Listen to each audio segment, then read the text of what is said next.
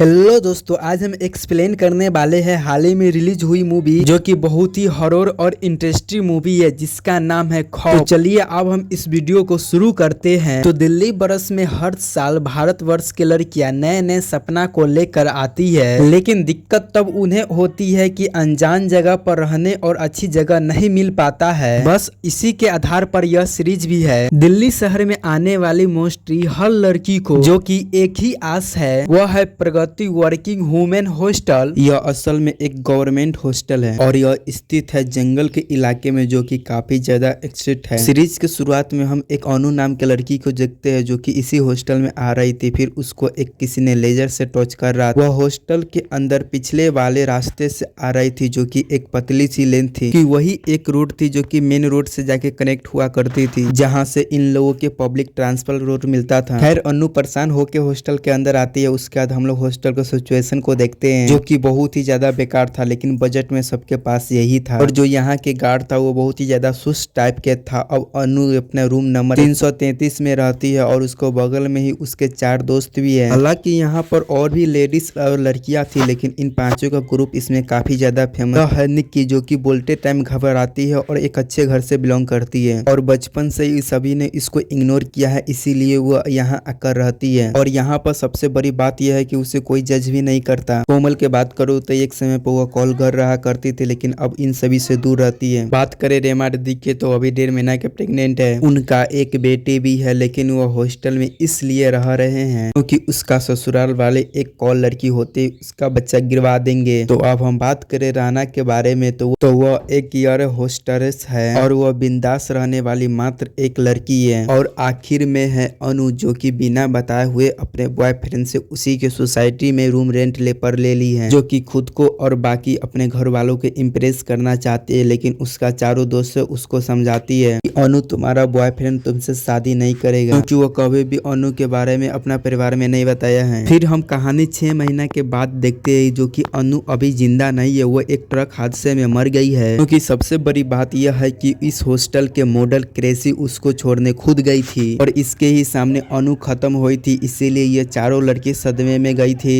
और इसीलिए वो चारों लड़की अपने हॉस्टल से बाहर भी नहीं आती क्योंकि उसके शरीर पर कट उट का निशान पड़ा हुआ था। तो इस रूम को 333 को बंद कर रखा जाता। हेड वार्नर उसको हमेशा कहता था कि इन चारों लड़कियों को बाहर जाना पड़ेगा, लेकिन वो चारों लड़कियां बाहर नहीं जाती थी। यहाँ पर हमेशा रात को हंटिंग होती, लेकिन ग्रेवसिव ने इस बात पर ध्यान नहीं दिया क्योंकि इस बात पर अगर ध्यान देता तो हॉस्टल भी बंद हो जाता। के साथ एक और फ्लॉवर जुड़ जाता है जो ग्वालियर से माधुरीन किरण AKA मधु नाम के लड़की दिल्ली स्टेशन अपने बॉयफ्रेंड अरुण से मिलती है और उसके भी कुछ सपने और डरावने थे जिसकी वजह से वह यहाँ पर आ गई थी। अब मधु और अरुण सेम ग्वालियर से थे, लेकिन मधु उसकी जूनियर थी जो कि दोनों साथ में रहना चाहते थे। अब अरुण जो है जो एक हॉस्पिटल में काम करता है, उसे मधु के अपने जगह पर रहने के लिए लाया है। नहाते समय मधु अपना कान को नोटिस करते हैं, जिसके बाद अरुण और मधु एंटीबायोट होना चाहते थे, लेकिन उसी समय मधु को नकाबपोश दिखाई दे देता है जिससे वो रुक जाते हैं। यानी एक ड्रामा है जिससे ये दोनों दिक्कत में हैं और वो अपने जिंदगी को नॉर्मलाइज करने की कोशिश करते हैं। असल में मधु और अरुण को एक बेला नाम के लड़की जानकारी में है, काइंड ऑफ कजन भी कह सकते हैं या दूर के रिश्तेदार भी कह सकते हैं, जिसको काम के जुगाड़ मधु ने भी यहाँ पर करवाया था। अब इंटरव्यू भी होता है, लेकिन बेला के सपोर्ट से मधु सेलेक्ट हो जाती है। साथ ही साथ बेला के शादी एक नकुल नाम के लड़का से होने वाले है, जिसे मधु देख कर डर ही गई थी और उसका इंस्पेक्टर बिल्कुल बदल जाते हैं। एनीवे बेला ने मधु को एक हॉस्टल में रहने के लिए सजेस्ट भी किया था। वह हॉस्टल कोई और नहीं बल्कि प्रगति हॉस्टल है, जहाँ पर ग्रेसी से मिलकर उसको रूम नंबर 333 मिल जाता है। यह रूम मधु को भी अच्छा लगता है, लेकिन 6 महीना पहले ये रूम बहुत ही खुशहाल रहता था, लेकिन अब यह तो खंडन में बदल गया है। साथ में एक ट्रंक भी रखा हुआ था और इस हॉस्टल में रहने के लिए एक ज्वाइनिंग लेटर भी चाहिए और उस पर सिग्नेचर भी। तो अरुण अपने ही एक साइकेट्रिस्ट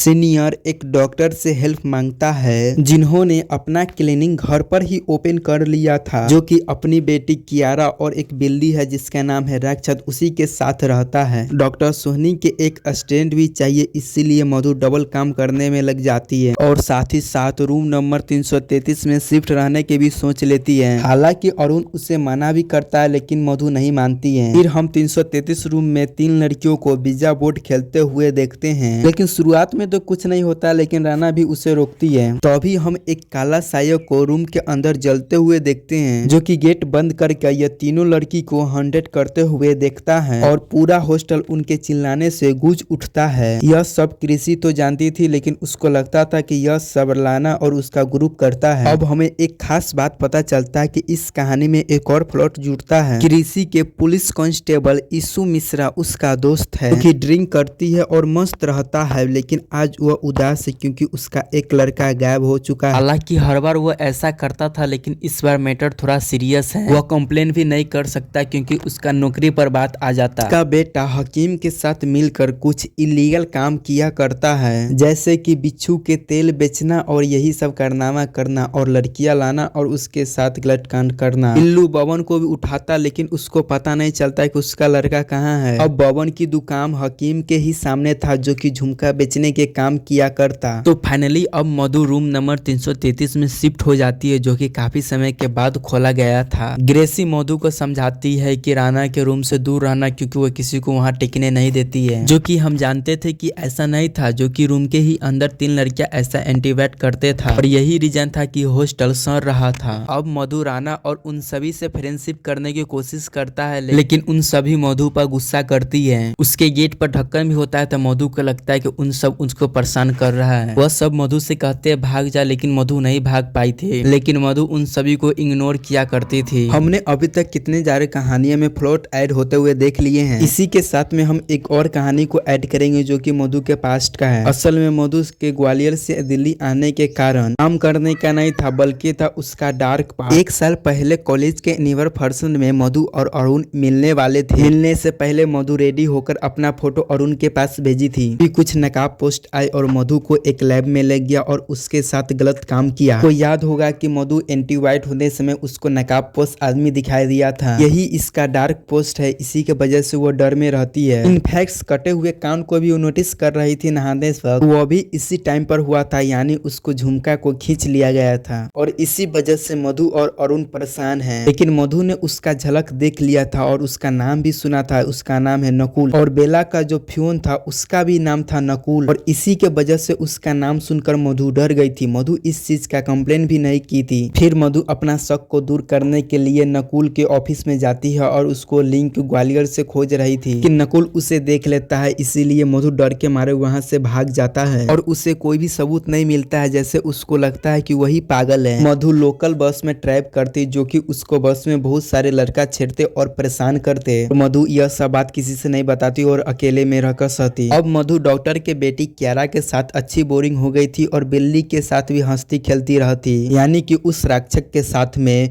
फिर हम देखते हैं कि क्यारा की हॉरर मूवी बहुत ही ज्यादा पसंद करती थी। तो यहाँ पर famous the not forest movie चल रही थी। सब कुछ सही चल रहा था, लेकिन उसको रूम के अंदर हंटिंग महसूस होती है। हम भी बार बार जले हुए साया को काले रूप में देखते रहते हैं। मीन बाई इल्लू मिश्रा अपने बेटों को तलाश करते करते यहाँ पर पहुंच जाता है, इसी हकीम के पास, जहाँ बग्गा नाम के आदमी बार बार इलाज कराने के लिए आता था, जो कि देखने में बहुत ज्यादा पैसा वाला लगता था। और हम यह भी नोटिस करते हैं कि बग्गा को खून के साथ पिसा हुआ बिस्सू मिलाकर पिला देता है। खैर इसको बाद जीवा को दिखाया जाता है, जो कि हकीम के बारे कुछ भी नहीं बताता है। फिर इल्लू मिश्रा उसको धमकी देकर जाती है, लेकिन हकीम उल्टा उसको काट देता है कि वह उसके पास जरूर आएगी। हकीम काफी यहाँ मिस्टीरियस व्यक्ति था। उसको देखकर ऐसा लगता है कि उसको कुछ बीमारी हो, जैसे वह खांसता रहता और अजीब ढंग से चलता रहता। लेकिन अभी आपको लगता हुआ कि यह फ्लावर कैसे है जो बिखरे हुखरे है, लेकिन ट्रस्ट तुरंत ही अच्छी तरह से जुड़ जाएगा और तब आपको इस सीरीज के गहराई को पता लगेगा। फिर हम हॉस्टल के अंदर ग्रेसिव किलू को देखते हैं कार निकालते हुए।